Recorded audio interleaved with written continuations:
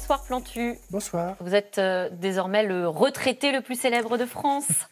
Presque. 50 ans de dessin au monde, ouais. 30 000 croquis.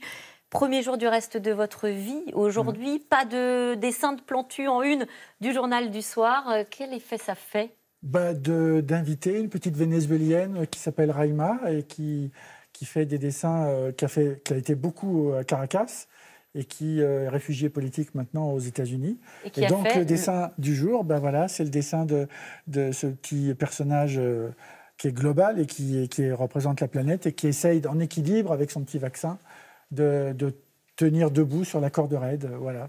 Vous ne vous êtes pas réveillé en pleine nuit avec des sueurs froides ou alors en vous envoyant en vous auto-envoyant un SMS avec des idées, parce que je crois que vous faisiez ça parfois. Exactement. Non. Du coup, comme je savais que Raïma ferait le dessin aujourd'hui, je trouve que c'est une fille. Elle a rencontré Tinius quelques semaines avant le drame de 2015. Elle a rencontré le dessinateur Kaby. De Charlie Hebdo. Voilà, comme on rassemble des dessinateurs du monde entier, je trouve que savoir que Raïma, qui connaît bien la famille de Cartooning for Peace, l'association que j'ai créée avec Kofi Annan, du coup on rassemble des dessinatrices, des dessinateurs d'Amérique latine, de partout. Parce que c'est l'idée de votre association Cartooning for Peace, donc qui réunit des dessinateurs de toute la planète et qui prennent la relève, puisque ça ne sera jamais la même personne chaque soir. Demain, ce sera peut-être une Croate, après-demain, une Russe. Ça change à chaque fois. Il y aura beaucoup de filles, il y aura des garçons. La parité, c'est important. Mais oui. Et d'ailleurs, ça fait 15 ans qu'on a créé l'association et qu'on essaye de... Parce que normalement, c'est 99% d'hommes. Dans le dessin et dans la caricature. Oui, et ça m'énerve. Il y a Coco, quand même, qui prend la relève aussi du côté de Libération, avec le départ de Willem, qui l'a annoncé aussi. Et c'est une très bonne chose. Et d'ailleurs, elle a fait 2 dessins dans Libé de ce matin qui sont très bien, ils sont très efficaces.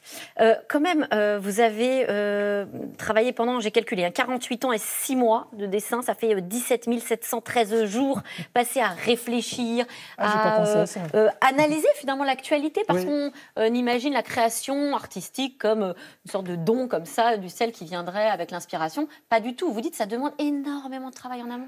Oui, parce que d'abord, j'aime les journalistes, déjà, parce que sans les journalistes, le dessinateur de presse, il n'est pas grand-chose. Et puis, il y a une manière de sentir les choses. Et puis, il faut aimer le journal pour lequel on travaille. Alors, coup de bol, je l'aimais déjà adolescent. Et il faut être en osmose. C'est comme une famille. Et donc, ça ne veut pas dire qu'on est d'accord tous les jours, mais ça veut dire qu'on essaye que quand je fais un dessin comme ça, oh putain, il va le faire. Eh bien oui, c'est tous les matins, c'est oh putain, il va le faire. Et puis, ça, c'est votre vie. Oui, tout le temps, avec l'idée on va transgresser ou pas la petite ligne rouge. Vous voyez, c'est... D'ailleurs, je pensais au dessin de Raïma, mais ça, c'est un dessin que j'ai fait il y a 1 an ou 2, qui reprend une phrase de Régis Debray. Le dessinateur est un funambule qui essaye de rester debout sur une corde tendue. C'est une phrase de Régis Debray. Et quand il a fait ça, je me suis dit, tiens, je vais dessiner le trait. Et en fait, c'est le fil de mon trait qui trace mon chemin. Mais, jamais d'autocensure pour vous ? Alors, moi, je pense beaucoup que quand on fait des dessins, il faut essayer d'aller jusqu'au bout de ce à quoi on croit. Par exemple... Il n'y a pas de limite. Je ne connais pas de journalistes comme vous, je ne connais pas de dessinateurs, de dessinatrices qui disent tout ce qui est dans ma tête, je vais le balancer, je me fous de tout. Non, c'est pas vrai, ça n'existe pas.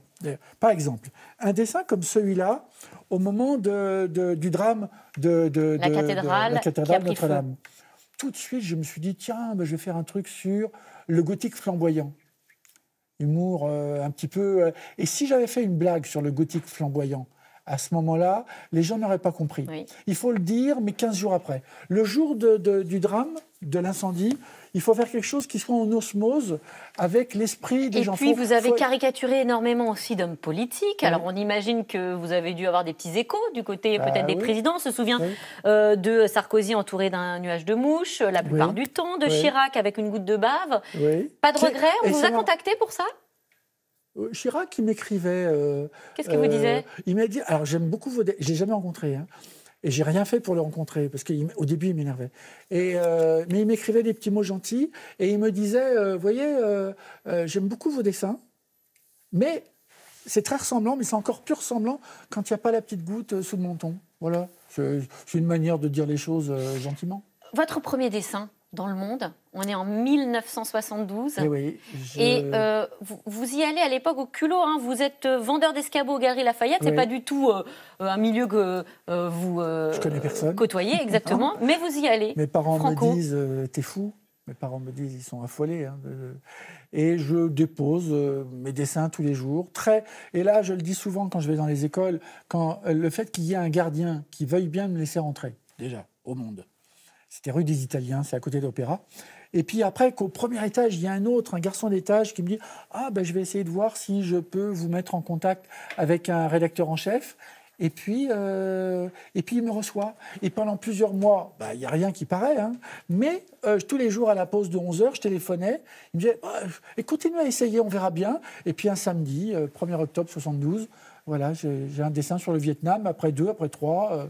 Quel est ce premier dessin ? Une colombe qui tient dans son bec. On voit. Qui tient dans son bec un petit. D'ailleurs, un point d'interrogation. Un point d'interrogation. Et d'ailleurs, c'est parce que on faisait la guerre du Vietnam. Au moment du Vietnam, il y avait ce qu'on appelait les accords de Paris entre les Vietnamiens et les Américains. Et donc, du coup, je me suis fait à moi-même un petit clin d'œil parce que. Alors ça, vous nous montrez votre dernier dessin, celui qui a été diffusé et publié en une du Monde hier. Exactement, c'est le dessin d'hier. Mais en haut, vous y verrez une petite colombe avec son vaccin. Elle est toujours là. Et une petite colombe avec un point d'interrogation, parce que nous-mêmes, on ne sait pas à quelle sauce on va être mangé. Et puis à la fois, pour vous dire comment ça se passe un dessin, c'est que je fais mon point d'interrogation dans le bec de... Ah, mais je vais faire la Terre, je vais faire la map monde dans le point. Et puis comme ça montre le côté international de cette crise sanitaire. Et puis la boucle est bouclée, puisque la colombe du début répond à la colombe de la fin, toujours elle avec un point d'interrogation. Et ce président de la République qu'on a vu qui dit « si je savais », et vous me disiez avant de commencer, le boulot de dessinateur finalement et le boulot de président de la République c'est pareil, si je savais. Ouais, c'est pareil, je vais vous dire pourquoi c'est pareil. Parce que en fait, à 6h du matin, hier quand j'ai fait ce dessin-là, j'ai un copain de journaliste qui m'a téléphoné, et à 6h quand même, et il me dit « écoute, tu peux pas me dire le dessin que tu es en train de faire ?» Je dis « mais si je savais, moi à 6h, Et en plus, j'étais en train de travailler sur autre chose. Et puis, c'est à 9h moins 5, 9h moins 10 qu'on a appris que Macron allait parler hier soir. Et donc, du coup, je me dis, mais si je savais, mais je vais faire comme le président de la République. Si je savais, parce que lui-même, qui a dit ce qu'il a dit hier, je suis sûr qu'une demi-heure ou 24 heures avant, il était dans le potage.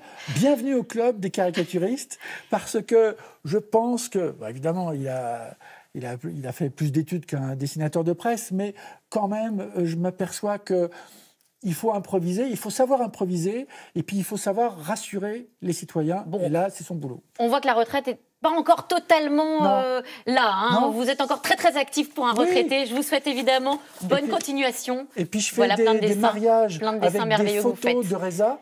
Avec mes dessins. Il faut qu'on aille voir ça tout de suite, bien sûr. On vous suit, bien sûr, vous continuez les sculptures, des expositions. Merci à vous, Plantu. Tout de suite, c'est dans l'air avec Caroline Roux, une émission consacrée aux annonces d'Emmanuel Macron. Bonne émission.